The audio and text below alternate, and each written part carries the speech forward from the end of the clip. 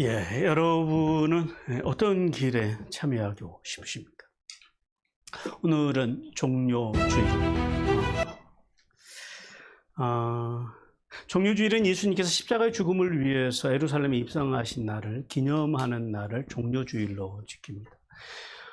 예수님께서는 이 종료주일에 평화를 상징하는 어린 아기를 타시고 예루살렘으로 입성하실 때 유대인들을, 그러니까 유월절을 지키기 위해서 모인 수많은 유대인들이 예수님이 가시는 그 행렬 앞에다가 자신들의 겉옷과 그리고 종려가지를 비롯한 여러 가지 나뭇가지들을 깔아놓고 펴고 예수님을 맞이한 날이 바로 이 종료주일입니다. 근데 이 종료주일에 우리가 역상에서 보신 것처럼 또 다른 행렬이 하나가 있었습니다.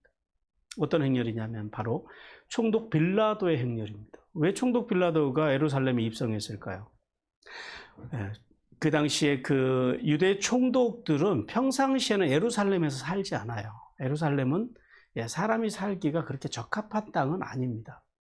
평상시에는 저 해안 도시 가이사랴에 가서 거기에서 평상시에는 살아요. 그러다가 이렇게 중요한 유월절과 같은 사람들이 많이 모일 때에는 군대를 거느리고 이제 그 예루살렘에 있는 안토니오 요새로 옵니다. 거기에 이제 안토니오 요새 안에 그 빌라도의 또 관저가 따로 있어요. 이제 거기 와서 임시로 오는 거예요. 머물면서 사람들이 어떤 소란을 일으키지 못하도록 또 그 어떤 항쟁을 일으키지 못하도록 미리 이제 방어하기 위해서 빌라도가 가이사라로부터 유월절이 되면은 예루살렘으로 와요. 그래서 두 행렬이 있었다라는 거죠. 하나는 세상의 행렬, 또 하나는 십자가를 향하여 가시는 예수님의 행렬. 그래서 이 종료주일에 이 두 가지 행렬 속에서 나는 어떤 행렬에 참여하고 싶으신지 묻는 그런 영상이었습니다. 특히 이 종료주일은 하나님께서 선지자 스가랴를 통해서 예언하신 말씀이 성취된 날이기도 합니다. 우리 스가랴 9장 9절 같이 읽겠습니다. 시작. 시온에 따라 크게 기뻐할지어다. 예루살렘에 따라 즐거이 부를지어다.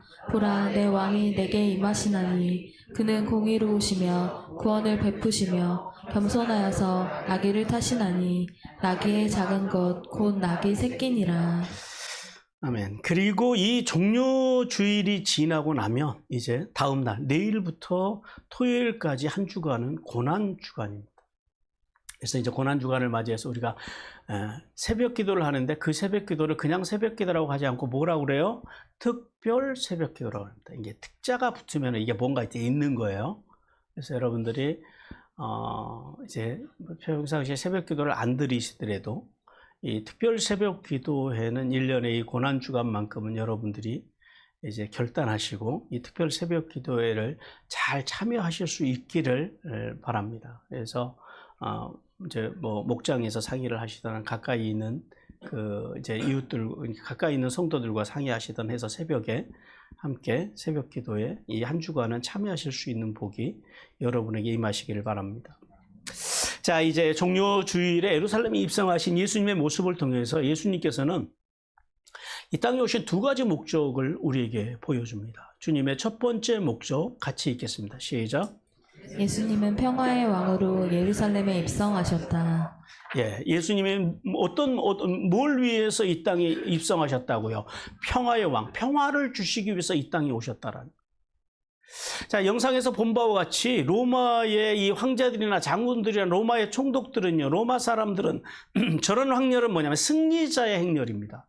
전쟁에서 승리한 후에 자신의 영광을 드러내기 위해서 그래서 가장 화려하게 꾸미고 그리고 장식된 말을 타고 그리고 기병과 보병의 호의를 받으면서 입성하는 그런 이제 그런 관습이 있습니다. 그런데 오늘 이 종료주일에 예수님의 입성, 예루살렘 입성은 어떤 입성이에요? 말도 아니고 나귀도 그냥 뭐 큰 나귀도 아니고 어린 나귀. 어린 나귀라고 하는 것은 무슨 말이에요? 어리다라고 하는 것은 하찮은, 보잘것없는 이런 의미를 가져요. 작은 어린 나귀, 보잘것없는 초라한 모습으로 예루살렘에 입성하셨다라는 거예요. 자, 오늘 본문을 통해서 하나님께서는 우리에게 두 가지를 말씀하십니다. 먼저 알게 하시는데요. 첫 번째는 1절에서 3절을 통해서 예수님께서 올리브산에 있는 벳바게와 베다니 마을 근처에 이르렀을 때에 두 제자에게, 그 두 제자가 누군지는 몰라요. 두 조자에게 예수님께서 이제 말씀하시기를 맞은편 마을에 가서 아직 아무도 타지 않은 어린 나귀를 찾아서 끌고 오라라고 말씀합니다. 우리가 참고로 아셔야 되는 것은 뭐냐면은, 우리 성경에서 이제 살구나무, 살구꽃이라고 번역된 그 살구꽃이 원래는 어떤 나무의 꽃이라고요? 아몬드 나무의 꽃이라고 그랬습니다. 그러니까 모르면 우리가 그냥 살구꽃 하지만은 그게 히브리어로 쉐케드예요. 아몬드 나무예요. 그러니까 아몬드 나무가 그 당시에는 성경이 번역될 때는 우리나라에 없으니까 뭐하고 가장 가까운 게 뭘까 하고 찾다가 살구꽃하고 비슷하니까 그냥 그걸 살구나무, 살구꽃 이렇게 번역을 한 거예요. 근데 살구 아니에요. 이거는 뭐 천국 가는 데는 아무 지장이 없지만 그래도 성경을 보는 입장에서 바르게 우리가 짚고 가야 됩니다. 그래서 살구나무 그러면은요, 그걸 뭐라고 바꿔서 읽어야 돼요? 아몬드 나무. 이렇게 바꿔서 읽어야 돼요. 그리고 그것과 마찬가지로 여기 감람삼도 똑같아요. 감람나무와 올리브나무는 전혀 다른 나무예요. 올리브나무는 물풀의 나무과에 속하는 나무예요. 그러니까 종이 달라요, 종이. 이것도 똑같아요.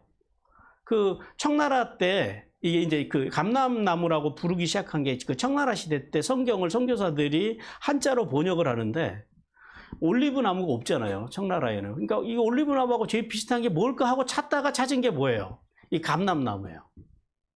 감람나무는 감람나무과에 속한 나무입니다. 그러니까 올리브 나무는 물풀의 나무과에 속한 나무고 과가 다르죠. 얘는 감람나무과에 속한 감람나무예요. 그러니까 전혀 다 별개의 나무인데 이게 우리가 뭐 모르면 그냥 쓱 지나가도 되는데 이왕 뭐 성경을 보니까 알고 가자라는 거죠. 그래서 감람산 하면은 우리는 뭐라고 바꿔서 읽어야 돼요?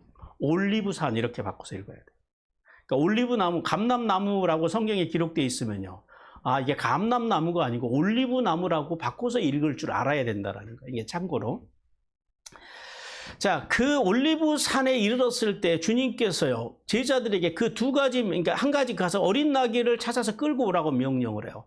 자, 이 사실을 통해서 하나님께서는 이 땅에 평화를 주기 위해 오신 예수님을 위해서 여기에 순종하는 제자들, 그 올리브산에서, 이제 올리브산 이게 동편이거든요. 서편, 이 베다니가 동편에 있는데 그 동편, 올리브산 정상을 앞에 두고 있는 그 두 마을 사이에서 주님께서 맞은편 마을에 가서 끌고 오라고 했을 때 거기서 누구의 헌신이 있었다고요? 예수님의 말씀에 순응해서 제자들의 헌신이 거기 있었다라는 거예요. 그리고 또 하나의 헌신이 있죠. 미물이지만은 십자가를 향해서 나가시는 만왕의 왕을 위해서, 평화의 왕으로 오신 예수님을 위해서 귀하게 쓰임받은 평화의 상징인 어린 나귀가, 나귀의 순종도 거기에 있었더라. 그리고 4절과 7절을 통해서 예수님의 명령을 받은 제자들이 예수님의 말씀에 순종해서 갔을 때 거기에 또 누구의 순종이 또 동반이 돼요? 누구의 헌신? 예, 나귀 주인의 헌신이 거기에도 있었더라. 자, 이 사실 속에서 중요한 포인트는 그거예요. 제자들이 예수님의 말씀대로 행했다라는 거예요. 그것은 어떤 믿음이에요? 예수님의 말씀을 온전히 순종했다라는 거예요. 구약으로 말하면, 5대 제사로 말하면 어떤 제사의 정신이에요? 번제의 정신입니다.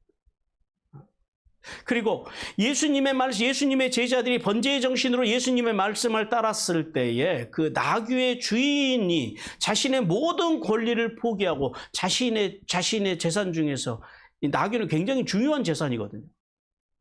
자신의 최고를 드리는 어떤 그 정신의 그 예물이 있었다고요? 헌신이 있었다고요? 소재의 정신에. 소재의 헌신이 거기 있었다라고 그래요. 자, 그럼 왜 나귀일까요? 말도 있잖아요. 낙타도 있잖아요. 근데 왜 나귀냐라는 거예요. 나귀가 가지고 있는 특성이 있습니다. 나귀는 히브리어로 하모르입니다. 성경에 참 많이 등장하는 그 짐승 중에 하나가 바로 이 나귀예요. 왜 그러냐면은 낙타나 말보다 그 사람들에게 훨씬 이전에 아주 고대로부터 이 사람들에게 중요한, 특히 이 고대 근동 사람들에게, 특히 유목을 하는 이 유목민들에게 운송수단으로 사용됐던 것이 바로 이 나귀입니다. 나귀가 비록 덩치는 작아도 힘이 좋대요. 그래가지고 그 하루에 무거운 짐을 지고도 한 30km를 갈 수 있을 만한 그런 그 체력을 가지고 있다 그래요. 그래서 고대 문학이나 고대인들의 생각 속에는 낙이 하면은 뭐가 제일 먼저 떠오르냐면 평화를 떠올렸다라는 거예요. 고대인들의 문화적으로. 말은 뭘 떠올렸을까요? 예, 어떤 그런 전쟁과 권세를 의미했다. 그러니까 말을 탄다라고 하는 건 뭘 의미하는 거예요? 권세를 드러내는 거예요. 자신의 권세를. 자, 우리가 이제 그 스가랴 9장 10절 한번 같이 읽어봐요. 시작. 내가 에브라임의 병거와 예루살렘의 말을 끊겠고 전쟁하는 활도 끊으리니 그가 이방 사람에게 화평을 전할 것이요 그의 총치는 바다에서 바다까지 이르고 유브라데 강에서 땅끝까지 이르리라. 또 이 나귀가 여기에 등장하는 이유는 우리가 창세기에서 봤지만은 누구의 예언, 그러니까 야곱의 예언 때 야곱이 누구를 예언할 때 나귀가 등장하죠. 어린 나귀가. 기억나세요? 네, 유다. 유다를 축복할 때 메시아적인 예언에 등장하는 그 짐승이 바로 이 어린 나귀입니다. 우리 창세기 49장 10절 11절 같이 읽습니다. 시작. 규가 유다를 떠나지 아니하며 통치자의 지팡이가 그 발 사이에서 떠나지 아니하기를 실로가 오시기까지 이르니 그에게 모든 백성이 복종하리로다. 그의 나귀를 포도나무에 매며 그의 암나귀 새끼를 아름다운 포도나무에 맬 것이며 또 그 옷을 포도주에 빨며 그의 복장을 포도즙에 빨리로다. 예, 그러죠. 그의 암나귀 새끼를 아름다운 포도나무에 매일 것이며 그래요. 이제 이게 야곱이 유다를 축복한 말씀이잖아요. 이게 무슨 말씀이냐면 하나님께서 세상을 구원하실 메시아가 누구를 통해서 이 땅에 오신다고요? 예, 평화의 왕으로, 겸손의 왕으로 나귀를 타고 메시아가 유다의 후손으로 이 땅에 오실 것을 뭘 주기 위해서요? 평화와 풍요로움을 주시기 위해서 오실 것이라고 하는 말씀. 자, 성도 여러분, 하나님께서 예수님이 어린 나귀를 타시고 예루살렘에 입성하신 이 사건을 통해서, 이 사실을 통해서 우리에게 세 가지를 교훈하십니다. 첫 번째 교훈 같이 읽습니다. 시작. 세상의 평화와 화목을 이루는 삶을 살라. 예, 세상은 평화를 원해요. 그래 주님께서도 이 땅에 평화를 주기 위해서 오셨어요. 그런데 세상에는 평화가 많아요, 분란이 많아요. 압도적으로 분란이 많죠. 우리 속에서 끊임없이 들려오는 이 전쟁의 소식들, 각종 사건, 사고의 소식들, 각종 재해의 소식들, 하루라도 언론에서, 그리고 우리가 보고 있는 어떤 여러 가지 어떤 그런 매체들에서요. 좋은 소식보다, 평화의 소식보다, 이런 불운한 소식들이 우리에게 끊임없이 들려와서 우리의 마음속에 있는 평화를 늘 뺏어간다라는 거예요. 오늘날도 보십시오. 길거리에서 많은 사람들이 이 세계 각지에서 그래 마찬가지예요. 인종이 다르고 종교가 다르고 이념이 다르다고요. 서로 증오하고 그리고 서로를 공격하고 전쟁과 폭삭을 일삼는 일들이 우리의 일반적인 삶의 모습이라는 거예요. 그런데 예수님께서 그런 이 땅에 평화의 상징이 뭘 타고 오셨다고요? 나귀. 그냥 나귀가 아니라 나귀 새끼를 타고 이 땅에 오셨다. 뭘 주기 위해서요? 평화를 주시기 위해서. 주님께서는 평화의 왕으로 오셔서 혈통적, 민족적, 문화적, 종교적, 이념적인 그 모든 담을 주님께서는 헐기를 원하셨다라는 거예요. 그것을 헐기 위해서 오셨다라는 거예요. 그래서요, 모든 인류를 그리스도 안에서 한세 사람으로 모으셔서, 교회로 모으셔서 화목하게 살기 위해서 주님은 오셨다라고 말씀하십니다. 에베소서 2장 14절 같이 읽습니다. 시작. 그는 우리의 화평이신지라 둘로 하나를 만드사 원수된 것 곧 중간에 막힌 담을 자기 육체로 하시고. 예, 주님께서 우리의 화평이시라라고 말씀하세요. 그것을 위해서 주님이 오셨다라는 거예요. 그러면은 우리가 예수 그리스도의 제자잖아요. 예수 그리스도를 믿음으로 우리가 하나님 나라의 백성이 됐고 하나님의 자녀가 되었잖아요. 그럼 우리가 해야 할 일이 뭐예요? 주님이 이 땅에 화평을 이루기 오셨다면 믿는 사람들이 교회가 이 땅에 뭘 이루기 위해서 애써야 돼요? 화평이죠. 교회가 세상을 분열시키고 마귀가 갈라놓은 그 분열 사이에 들어가가지고 거기 가서 분열을 더 조장하고, 그것은 여러분 하나님의 사람들이 하는 일이 아니에요. 그것은 마귀에게 속한 사람들이 하는 거예요. 하나님의 사람들은요. 그 분열이 있는 곳에 들어가서 뭘 해요? 사람들을 나를 중심으로, 아니 정확하게는 내 안에 계신 예수 그리스도를 중심으로 사람들을요 모아서 화목하게 하는, 화평을 이루는 것. 이것이 성도들이 해야 할 일이고 이것이 교회가 해야 될 일이라는 거예요. 교회는 예수 그리스도의 평화를, 화평을 이 땅에 전하는 일, 성도는 그 일을 해야 되는 게 성조라는 거예요. 그러니까 우리가 대충 그 사람이 성도인지 아닌지, 믿는 사람인지 안 믿는 사람인지 보려면요, 그것만 봐도 우리가 대충은 알 수 있다라는 거죠. 주님께서 화평이시라고 하는 이 말씀 속에는 두 가지 의미가 그래서 담겨 있어요. 하나는 뭐냐면, 인간은 어디서만 화평을 누릴 수 있느냐? 십자가에서 대속의 피를 흘리신 예수님 안에서만 진짜 화평을 누릴 수 있다는 거예요. 다른 화평들은요, 다른 곳에서 만들어진 화평들은 다 이해 득실에 의해서 만들어진 화평이에요. 그러니까 이해가 깨지면은요, 화평이 깨지는 거죠. 참된 화평은 예수 그리스도 안에서, 예수 그리스도 안에 있는 화평은요, 내가 좀 손해를 보고 내가 좀 이해가 깨져도 주님 때문에 만들어가는 화평이라는 거예요. 그리고 또 하나는 예수님 밖에, 즉 세상의 돈이나 명예나 권력이나 이런 세상의 어떤 것으로 이루려고 하는 그 화평을 얻으려고 하는 자는, 그 사람은 매우 어리석은 자라. 거기에는 어리석음이 있다라는 거예요. 따라서 성도는 이 땅의 분열과 파괴를 입사하는 이 마귀의 영향력들을 우리가 살아가고 있는 교회 안에서, 그리고 우리가 가정 안에서 일상생활 속에서 그것을 바르게 분별하고 절대 용납하지 않는 삶을 살아가야 돼요. 화목을 깨려고 하는 것들에 대해서는요, 민감하게 반응하고 그리고 정확하게 반응해야 된다. 그것을, 화목을 깨려고 하는 것을 아이고 은혜로 넘어갑시다 그러면은 망하는 거예요. 그게 마귀가 노리는 전략이에요. 왜냐하면 이 믿음의 사람들, 그러니까 믿음의 사람들이 마귀의 힘을 허용하게 되면 무슨 일이 일어날까요? 그때는 예수님께서 이렇게 평화의 상징인 어린 나귀를 타시고 십자가에서 이루어주신 평화가, 화평이, 화목이 어떻게 된다고요? 그걸 허락하면 그 깨진다라는 거예요. 그것이 죄악입니다. 그러므로 성도는 생명 존중 사상과 세상 풍조를 따르지 않는 삶을 통해서 적극적으로 예수 그리스도의 화평을 누리고 또 더 나아가서 만들어가고 그것을요 전하는 삶을 살기를 주님께서 원하십니다. 그리고 두 번째 교훈 같이 읽겠습니다. 시작. 세상을 섬기는 삶을 살라. 네. 우리는 섬김을 받는 것이 좋으세요? 섬기는 것이 좋으세요? 사람의, 인간은 기본적으로 누구나 다 섬김을 받는 것을 좋아해요. 그래서 우리가 그런 삶을 위해서 남들보다 더 출세하고 더 높은 곳에 올라가기 위해서 그래서 애를 쓰면서 살아가는 거 아니겠습니까? 그런데 오늘 예수님은요, 어린 나귀를 타시고 예루살렘 성에 입성하신 그 주님, 그 주님께서는 오늘 우리에게 이렇게 말씀하세요. 섬김의 삶을 살라라는 거예요. 우리 마가복음 10장 45절 같이 읽습니다. 시작.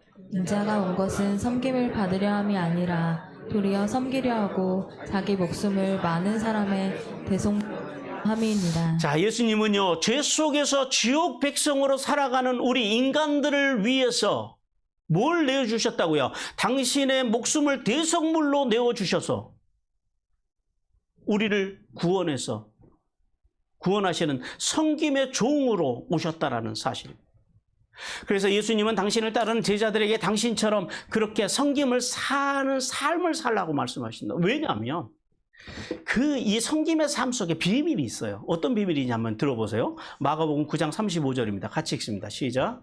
예수께서 앉으사 12제자를 불러서 이르시되 누구든지 첫째가 되고자 하면 무사람의 끝이 되며 무사람을 섬기는 자가 되어야 하리라. 예, 첫째가 된다라는 게 뭐예요? 첫째가 된다라고 하는 것이 하나님 앞에서 인정받는 삶, 섬기는 삶. 그러니까 진짜 섬김을 받는 삶, 큰 삶, 복된 삶을 살아가기 위해서는요, 뭐가 되라고요? 섬기는 자가 되면 섬김을 받는 삶을 살게 된다라. 하나님의 나라에서 섬기는 삶 속에 진짜 하나님의 복이 거기에 담겨 있다라는 거. 그러나 성도가 여기서 섬기는 삶에서 하나 깨달아야 되는 것이 있어요. 섬김에도요, 질서가 있어요. 자, 여러분들에게 한번 여쭤볼게요. 예수님이 이 땅에 오셔서 모든 사람을 다 구원하셨어요? 아니면 선택된 자들만 구원하셨어요? 그렇죠.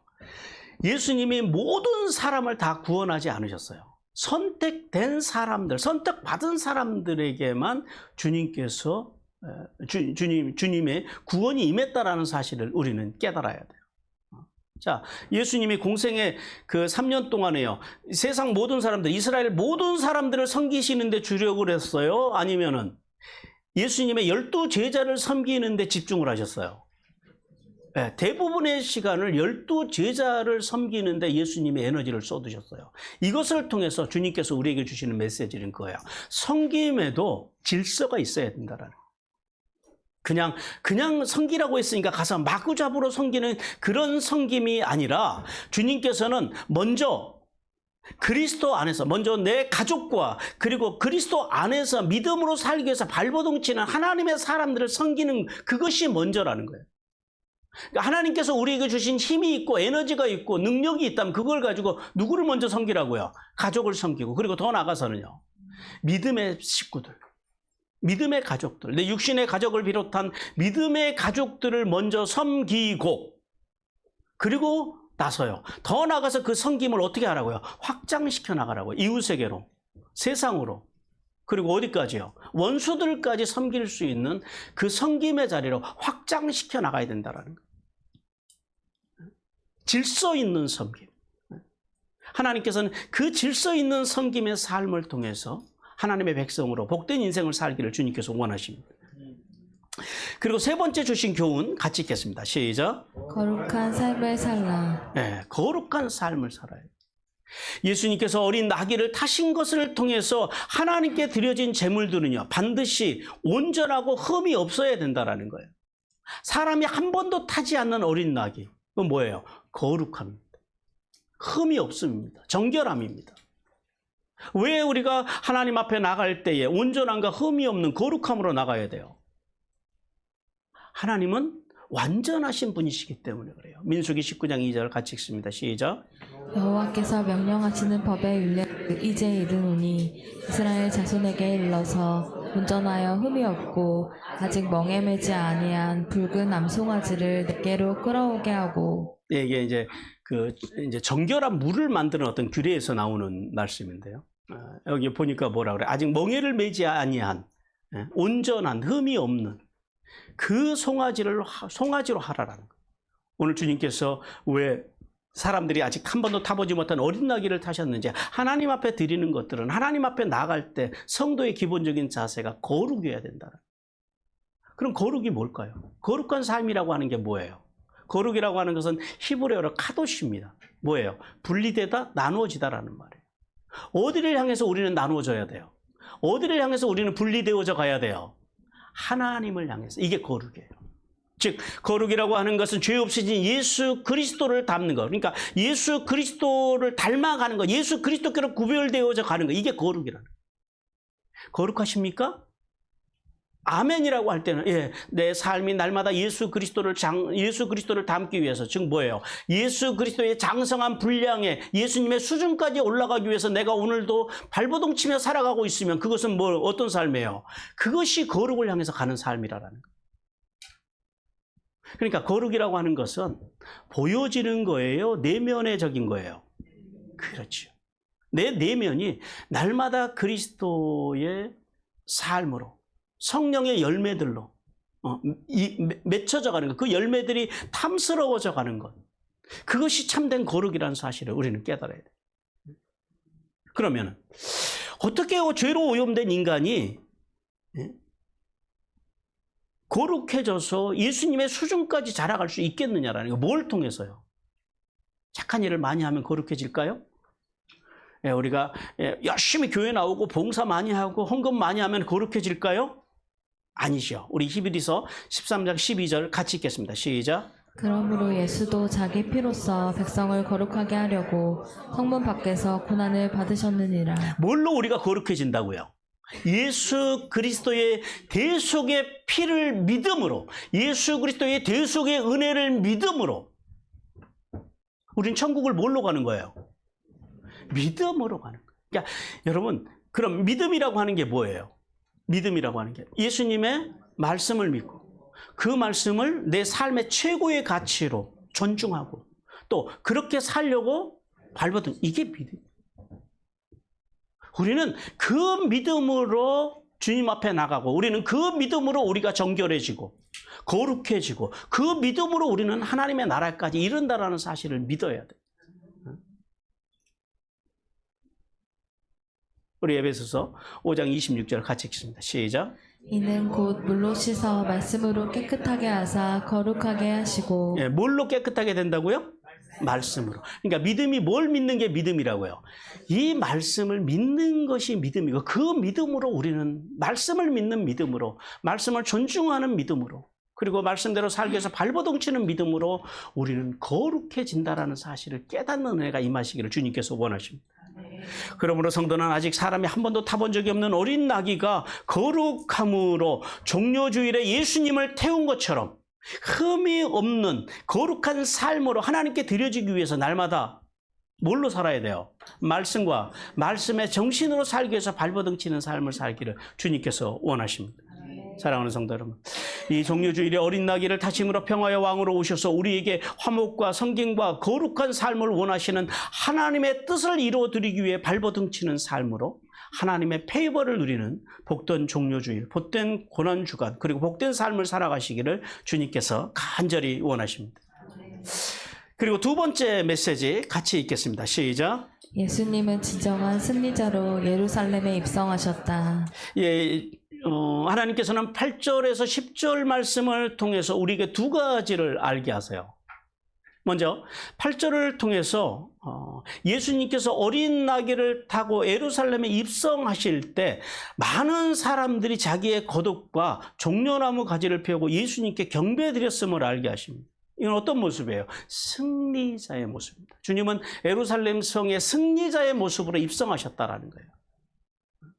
근데 그 또 한 부류의 승리자의 모습, 입성이 있었죠. 누구요? 빌라도의 입성. 여기도 승리자의 입성이죠. 근데 한쪽은요, 군사적인, 정치적인 승리자의 모습, 세속적인 승리자의 모습이라면 예수님의 승리자의 모습은 어떤 승리자의 모습이었다고요? 예, 영원한 생명을 주기 위한, 구원을 주기 위한 승리자의 모습, 진정한 승리자의 모습이었다라는 거죠. 고대 근동 지역에서 거독과 종려나무 가지를 펴는 것은 이건 최고의 존경과 최고의 환영을 의미합니다. 특히 이 팔레스타인 지역, 이 고대 근동 지역에서는 특히 전쟁에서 승리하고 온 장군들이 올 때 이걸 해요. 온 백성들이 나와서. 그러니까 이게 뭐 처음 있는 일이 아니라 어쩌다 일어난 일이 아니라 전쟁에서 승리하고 돌아온 장군들이나 왕들에게 백성들이 나가서 이렇게 맞이하는 전통이에요. 이런 일종의. 그래서 이스라엘 백성들은 자 보세요. 왜 이스라엘 백성들이 예수님 앞에 이렇게 흥분을 하고 이렇게 열광을 할까요? 오병이어 얘기죠. 또 무리를 거리신 예수님. 어쨌든 못 봤지만 들었잖아요. 그리고 결정적인 것은요. 죽은 나사로를 살리신 거. 이게 굉장히 큰 거예요. 이스라엘 백성들이. 그런 예수 그리스도가 예루살렘에 오셨다라고 하는 건 뭐예요? 그들이 기대했던 건 뭘까요? 이 폭정으로부터, 이 로마의 폭정으로부터 자신들을 군대로 조직해서 마카비와 같이, 이제 뭐 곧 말씀드리겠습니다만은, 마카비와 같이 또 더 멀리는요, 다윗과 같이 자신들을 군대로 동원해서 이제 이 로마의 어떤 세력들을 다 몰아내고 자신들에게 자유와 평화를 줄 그 메시아, 그 왕으로 예수님을 영접하고 경배했음을 알게 하십니다.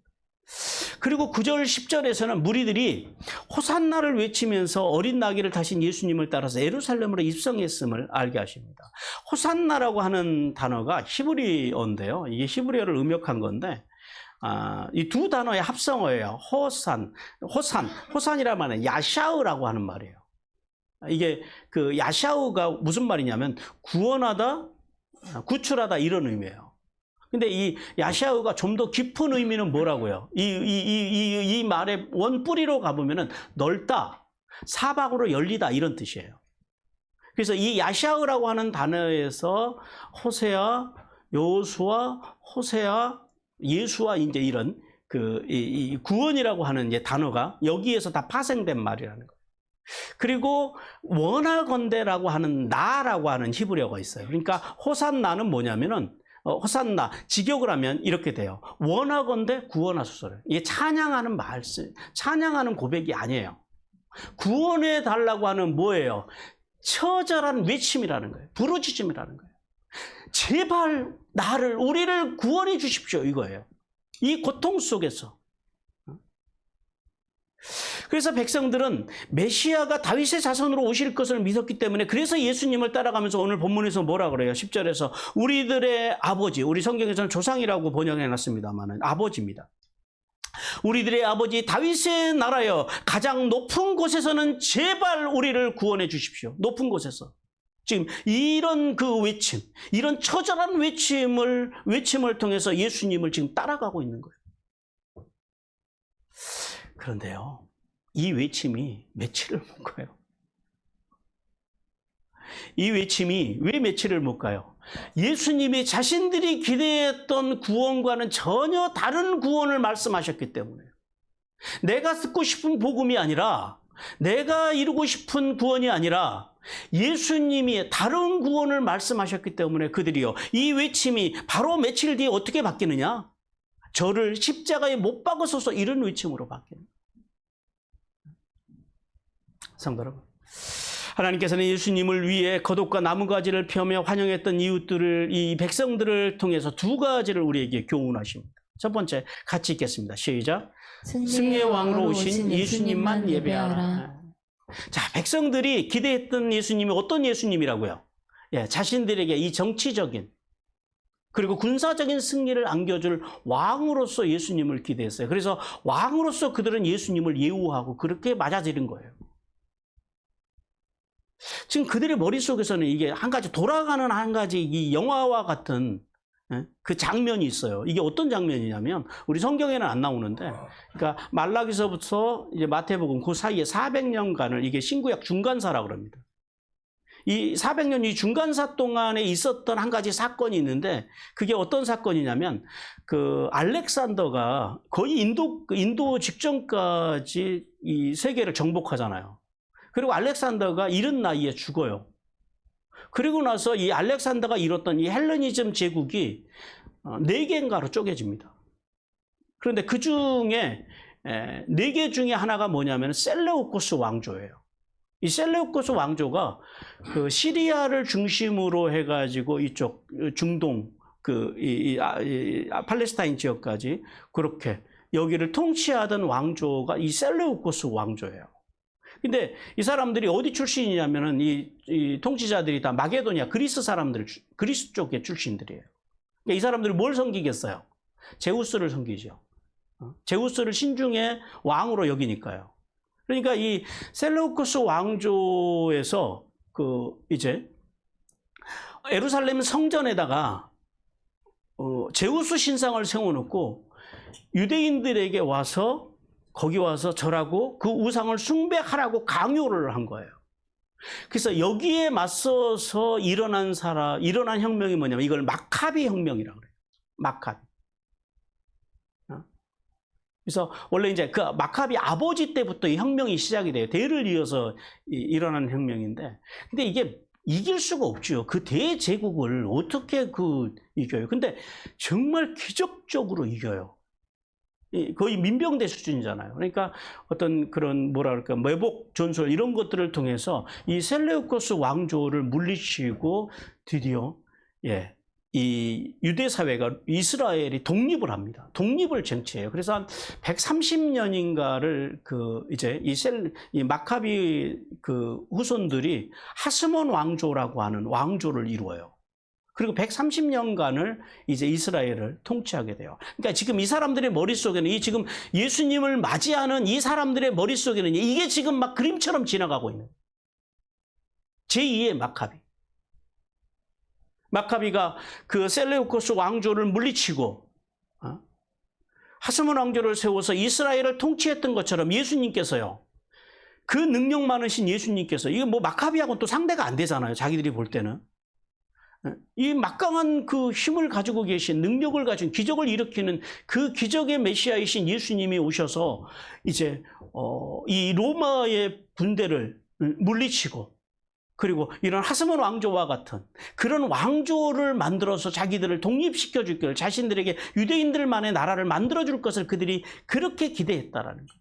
그런데 문제는 예수님께서는요, 하스몬 왕조를 세운 이 마카비와 같은 어떤 무력이 아니라 뭘로 세상을 구원하기를 원하셨다고요?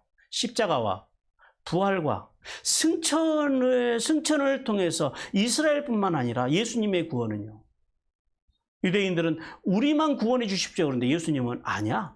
온 인류까지 구원할 계획을 가지고 십자가의 길을 걸어가셨다는 거예요. 여러분, 왜 유대 사람들이, 이스라엘 사람들이 오늘 종료주일에는 뭐 호산나 우리를 구원해 주십시오라고 소리 지르면서 예수님을 따라가다가 며칠 뒤에는 저를 십자가에 못 박으라고 소리를 질렀는지 아시겠습니까? 나의 기대가 무너진 거예요. 육신적인 기대가 무너진 거예요.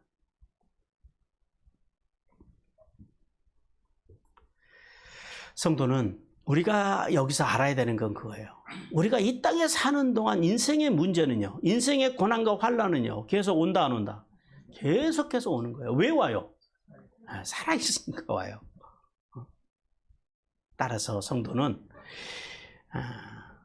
왜 예수님께서 이 땅에 그런 마카베와 같은 그런 강력한, 다윗과 같은 강력한 왕권으로 이스라엘을 회방시키지 아니하시고 십자가 부활과 승천으로 이 땅에 평화를 주시고 회복을 주시고자 했던지 하는 그 주님의 뜻을 우리는 알아야 된다라는 거예요. 주님께서 우리에게 주시고자 했던 그 자유와 해방, 그리고 구원은요, 이 땅에서부터, 그냥 이 땅에서만 구원받고 이 땅에서 잘 먹고 잘 살다가 많은 그런 자유와 평화와 복이 아니라 어디요? 이 땅에서부터 영원한 하나님의 나라까지 누릴 수 있는 구원과 영생의 복, 진정한 영원한 승리를 주시기 위해서 예수님께서 이 종료주일에 어린 나귀를 타시고 예루살렘에 입성했다라는 사실을 우리는 깨달아야 됩니다. 우리는 그 예수님을 믿어야 된다는 거예요. 그러므로 성도는 십자가에서 우리의 모든 죄를 도말하시고 부활하심으로 우리를 법적으로 하나님의 의가 되시게 하시고, 그리고 승천하심으로 우리를 하나님의 나라의 백성으로, 자녀로 위치와 신분을 바꿔주셔서 영원한 승리를 주신 예수 그리스도를 믿기를 주님께서 원하십니다. 그리고 두 번째 교훈 같이 읽겠습니다. 시작. 예수님만이 구원자이심을 믿으라. 예수만이 구원자이심을 우리는 믿어야 돼요. 이 종료주일에 예루살렘에 입성하신 예수님을 향해서 백성들이, 그 따르는 무리들이 뭐라고 외치면서 예수님을 따라갔다고요? 호산나, 제발 구원 좀 해주십시오. 뭐예요? 살겠다라는 거예요? 못 살겠다라는 거예요? 못 살겠다라는 거예요. 원하건대 구원해달라고 하는 이 호산나를 외치면서 예수님을 경배하면서, 그리고 예수님이 그렇게 마카베와 같이 또 다윗과 같이 그런 강력한 군사력으로 우리를 구원해주기 위한, 구원을 이루어주는 그런 정치적인 구원자로 그들은 그렇게 기대하면서 주님을 따라갔다라는. 근데 그들은 주님의 뜻을 몰랐다라는. 그런데 그 기대가 무너지니까요. 그 기대가 무너지는데 며칠 걸려요. 며칠 걸리지도 않아요. 보세요. 그러니까 유대인들이 이해는 되지요. 우리가 이해가 안 되는 건 아니잖아요. 얼마나 힘들면 그러겠어요. 그러니까 그 사람들을 욕할 일은 아니에요. 우리도 똑같았을 거예요. 그 자리에 있었으면 별반 다르지 않았을 거라는 거죠. 주님의 뜻을 모르니까. 자, 무리를 걷고 500여의 기적을 일으키고 뭐 죽은 나사로를 살린 그 초자연적인 그 능력을 가진 예수님이요. 아이, 세상에 어떻게 그렇게 침 한 번도 안 써보고 그렇게 권력자들에 의해서 붙잡혀가 가지고요, 그렇게 비참하게 고난을 받고 그렇게 무기력하게 십자가를 지시냐고요. 그러니 실망을 하겠어요, 안 하겠어요? 안 하는 게 비정상이죠, 사실 이 대목에서는. 자, 그런데 여기서 우리가 질문을 해봐야 돼요. 그러면 나는 어떤 예수를 기대하고 살아가냐라는. 이 사람들은 몰라서 그렇다고 쳐요. 아니, 사실 모르는 건 아니죠. 예수님이 메시아가 이렇게 오실 거라고 이미 선지자 이사야나 여러 선지자들 통해서 예수님께서 예언하셨지만은 그들은 하나님의 말씀을 믿었던 것이 아니라 자기들의 기대를 가지고 하나님을 믿은 거예요. 여러분, 믿음도 두 가지예요. 하나님의 말씀을 믿는 믿음이 있고요. 자기를 기대를 가지고 와서 하나님의 말씀을 믿는 사람들도 있어요. 자기 입맛 따라서 믿는 사람들도 있다고. 여러분의 믿음은 어떤 믿음입니까?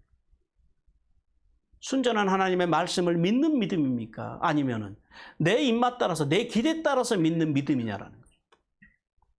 여러분은 어떤 예수님을 기대하십니까? 나를 건강하게 회복시켜 주실 예수님, 나의 경제적인 문제를 해결해 주실 예수님, 나 잘 먹고 잘 살게 해 주실 예수님, 내 자식들을 만사 형통하게 해 주실 예수님, 나를 안전하게 만들어주고 죽을 때 아무 걱정 없이 평안하게 죽게 해 주실 예수님, 이런 예수님만 그 기대가 잘못된 건 아니죠. 그런데 그 예수님에게만 초점을 맞추고 살아가고 있지는 않느냐라는 거예요. 고통 속에서, 고난 속에서 인류를 구원하시기 위해서 그 십자가의 길을 향해서 걸어가시는 그 주님을 기대하는 것, 그 주님을 따르는 믿음이 아니라 나만 잘해주면 돼요. 나만 잘 되면 돼요. 이런 믿음으로 가지고 살아가고 있지 않느냐라는, 마치 성전 미물에서 구걸하는 그런 사람과 같은 믿음으로 주님을 바라보고 있지 않느냐라는 거예요. 사도행전 3장 5절입니다. 같이 읽습니다. 시작. 그가 그들에게서 무엇을 얻을까 하여 바라보거늘. 예, 이런 믿음. 이걸 세상적으로 어떤 믿음이라고 그래요? 이 싸구려 믿음이라고.